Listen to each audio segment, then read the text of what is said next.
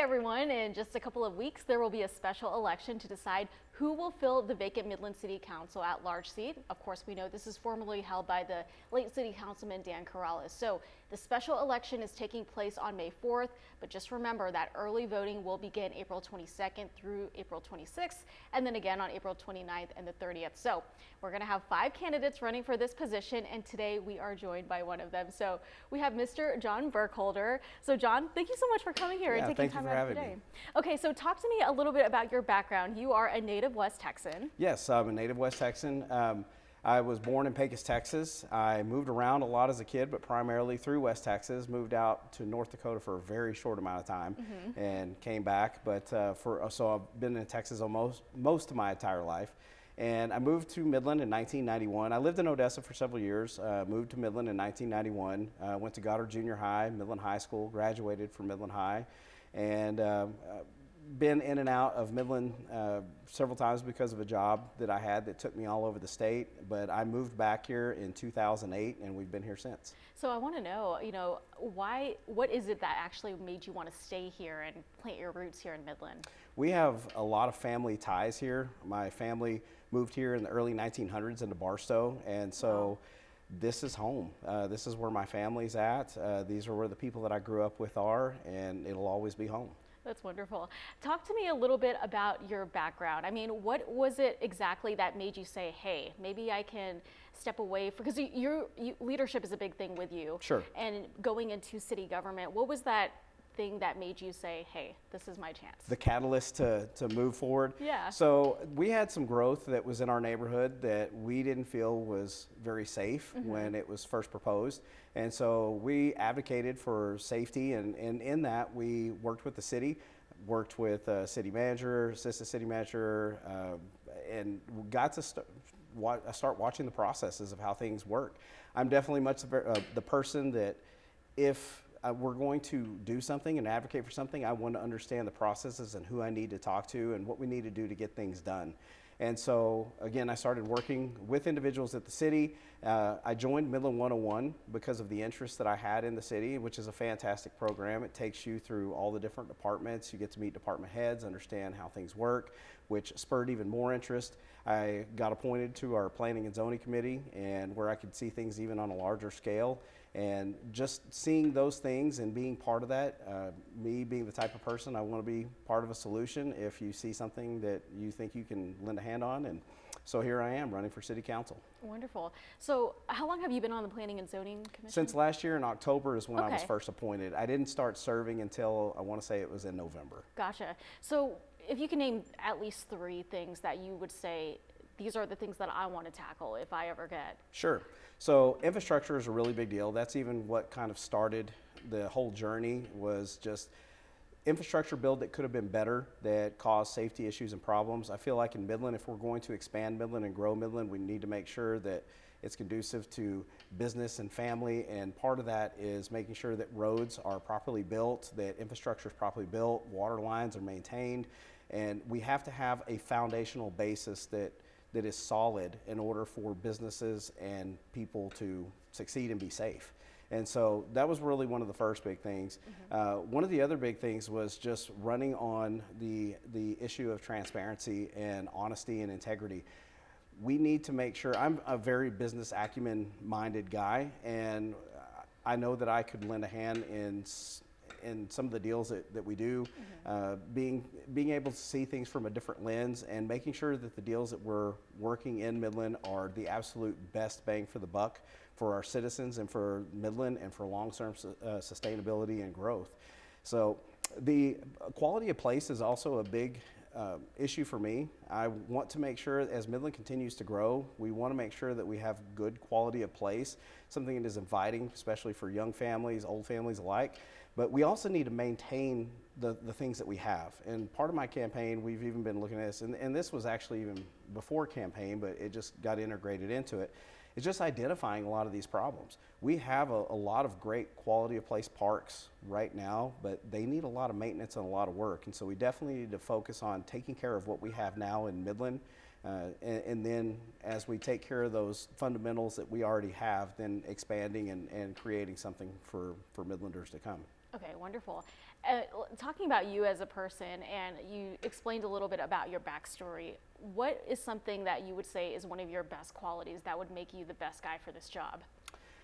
Well, I have several, so that's really hard to... Okay, no, go on, elaborate on all of it. One, I mean, for me, this is not about any kind of benefit to myself. This is truly a servitude heart for the city of Midland, to want to lend what God has given me and my abilities to do something better for the city of Midland, to grow the city of Midland, to leave a legacy for my children and for other Midlanders to be proud of for a long time to come.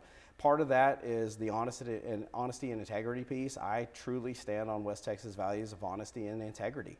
And again, I could care less about what I get out of it. It is truly for what I can do for the people of Midland and the city of Midland. Part of that also is my business acumen. That is something that I feel that I have an extensive knowledge on, and I'm not saying I'm the know-all be-all, but I do have an extensive amount of knowledge. I've been blessed with being in several positions that have allowed me to expand that business knowledge and be able to apply it in a lot of different ways.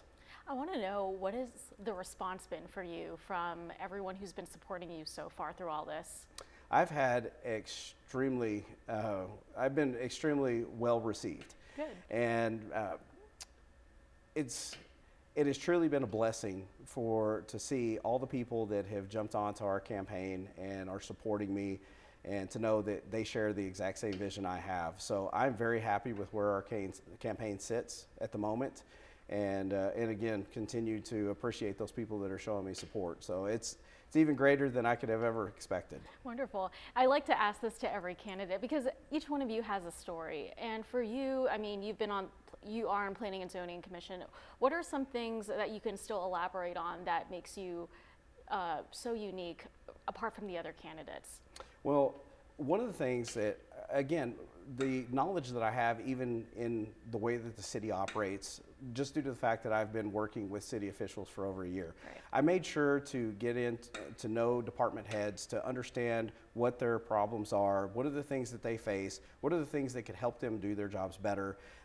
And even being on the Planning and Zoning Commission, just seeing some of the issues that we face as a city of Midland, and then again, going back to Midland 101, being able to walk through all of those departments and understand who runs them, what are the processes to get things fixed and to get things done. And so it gives me a good foundation for when I start the position. I'm not starting from scratch. Right.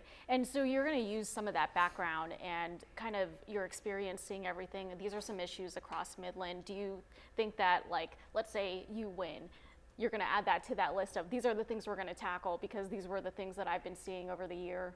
Absolutely. Yes, and that is the beauty of being in the position that I am in now, is that there are already things that I see that, like, wow, we could do that so much better. And I think that there's a lot of people that agree with me on those topics and items as well. And so yes, it'll definitely give me a good starting point to start getting things done. And being a candidate on the city council, I mean, this is someone who would have to have really great leadership. Can you elaborate a little bit more about your leadership experience? Sure. So I've been blessed to be in a lot of different leadership positions. Really, one of the most transformative positions that I was in, I worked for a company called Circuit City, and I did serve in several senior leadership roles and moved throughout the state. Was on some really important projects for the company that I'm very proud of, but their management style, the amount of management training that we received, and being able to understand things on a hierarchy level of a Fortune 500 company is invaluable. When you see how they operate and the hierarchy that they operate, how things have to be implemented throughout an entire company, and you're managing hundreds, if not thousands of people sometimes, you definitely learn how to implement things the correct way, how to take feedback, and how to apply the feedback and deliver exceptional expectations or deliver exceptional results. Very good. So let's talk a little bit about the viewers. So we've had a couple people ask some questions. There was concern about lawlessness, about, oh my gosh, I don't want Midland to kind of turn into San Antonio or Houston. We need law and order in place. Where do you stand on law enforcement? I stand with law enforcement first off, and they are a very intricate part of our city. And as we continue to grow, it's definitely it's definitely a service that we need to make sure that we support. So we are currently very understaffed in the city of Midland. I actually got the opportunity to talk with Seth Herman about some of the challenges that they face and some of the things that they do really well. And one of the things is that Midland, with its current growth, we should have closer to 400 officers. And we currently have, I want to say it was less than 190. So we do have an extreme shortage of officers. Thing is that we couldn't even put 400 officers on the payroll because the city budget wouldn't even allow for it. We don't have the money to do that. So they are doing everything they can and trying to come up with new ways to work with other organizations to be able to serve Midland as best as they possibly can. So I do think that those are things that we need to continue to look at. We need to continue to advocate for them to have the proper amount of officers, or at least more officers, make sure that their pay is adequate, make sure that they have the supplies that they need, because as part of a growing city and something that is inviting, you want to make sure that you have the police force there to ensure that the public is safe. Absolutely. So I know you touched a little bit about this earlier, but the quality of life. So as someone who's been here only 8 years, I never realized how fast Midland is growing. So we have a lot of younger families moving to the area. And as you said, you have a lot of family in the area too. So we always hear, Midland doesn't need any more bars. We have too many of them. We need more stuff for, family fun things to do. What would be the best solution to tackle that? I do think that we're headed in the right direction with Midland advocating for more soccer fields, sports complexes, and just outdoor activities in general. I think that we need to get more people outdoors, and I think it's very inviting for families, young families, to be out there and ride bikes and just be active outside. I think that they've done a fantastic job. The city of Midland they've expanded Beal Park, and they're going to continue to expand Beal Park. And I've even talked with city management. There's some other projects that are in the work that I think would be fantastic just to create this environment for all families. But there's a ton of things to do in Midland. People just have to go out there and find what's available. But there are a lot of things, and I think Midland has done an exceptional job with trying to even bring more of those quality of place projects in. And it's funny, being in Midland as long as I have, I joke around. I remember when there was no Super Walmart on Loop 250 and Midland Drive. And when it was built, we just thought that we were on a whole other level. Right. And so to be here and see the growth of Midland, it's amazing. And we've done some pretty amazing things in Midland. And so I'm excited to see where Midland goes from here. Me too. I want to keep that momentum yes. going. Okay, so looking at just, past leaders, is there anything, you don't have to mention any names, of sure. course, but like anything that you've seen in leadership where you thought, I think I could do that a little better, and has that driven you into this position to where you are now with? It's always easy to say, hey, I could do this better, or I could do this better. And so that's it's a very, it's a question that you have to be very careful with. But that's why I'm trying to be careful. Because seriously, it's really easy to say I could do things better, and unless you know the whole story, it's very hard to say, hey, I can go in and do these things. I will tell you this, with the business acumen piece, I am huge on the business acumen piece and working deals and making sure that we have good two-way communication with our partners, that we're ensuring that we get the best deal for Midland. And so there are other projects in the past that I thought that, we could have probably had some better negotiations that could have led to some better outcomes for the taxpayers of Midland. You don't have to talk about those projects, but sure. When we talked about, so let's talk about roads for a second. Sure. The road bond that passed a few years ago, do you see anything as far as that part of Midland that you would like to expand on maybe a little bit more? Well, we're still going to have road projects, and we have a lot more road projects to come. I mean, we still don't have a completed Loop 250. So there's definitely projects that are going to have to happen. I have been talking with Jose Ortiz, and he's our assistant city manager, about some of the new road projects that we will eventually have coming up. One of the things that Midland is expanding on, which I'm excited about, is that future drainage roads will be made out of concrete. And so I've had a couple ideas on how I thought that we could do that more cost effective and potentially save time on some of these projects. And so I've been received quite well, and I'm hoping to work with him more on those. But we're going to continue to have these projects, and especially as Midland grows, we're going to need to see that investment put in place. And again, you have to have it in place. If you expect Midland to grow and you expect businesses to be to thrive, and you expect families to be safe when traveling down the roads, and people not getting congested and having to wait through 5 lights to get somewhere, we have to make sure that those are planned properly and that they're done preemptively, that we're not being reactive, we're being proactive to the growth. I'm glad you said that. We can never stop talking about roads here Sure, in Midland. yeah. Okay, well, as someone who's been in West Texas for so long, if you were to tell someone who's never been in Midland before, never stepped foot in town, what would you say is your favorite thing about Midland? The West Texas attitude. So I grew up waving at people going down the road, and even though you don't even know them, and I remember having the conversation when I was young with my grandfather of like, why are you doing that? I'm like, well, that's just what you do. That's West Texas.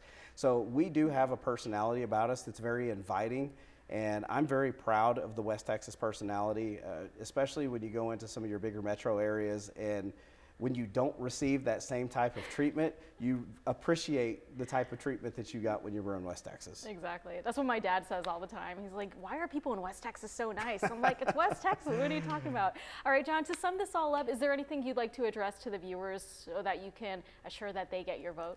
Sure. I definitely think that Midland needs to have a leader with a high level of business acumen. And Midland is a business. It needs to be ran like a business. We all want to see Midland grow, but it needs to be done responsibly.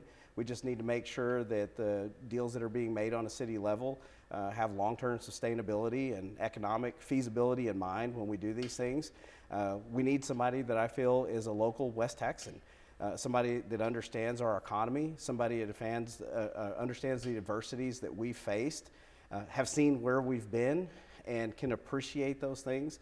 And most off, I think that we need somebody with a high moral compass, somebody that has true conservative values at heart, somebody that is going to stand on the principles of honesty and integrity, somebody that can ask hard questions and is not afraid to do that and demand answers, and somebody that's going to make sure that all of the decisions that are made in Midland show value for all Midlanders. Well, John, thank you so much for being here and spreading all your expertise on everything. Best of luck to you on your campaign, thank you. by the way. Thank you for having me, too. Yes, of course. Okay, again, guys, early voting for the special election begins on April 22nd through April 26th, and then again on April 29th and 30th.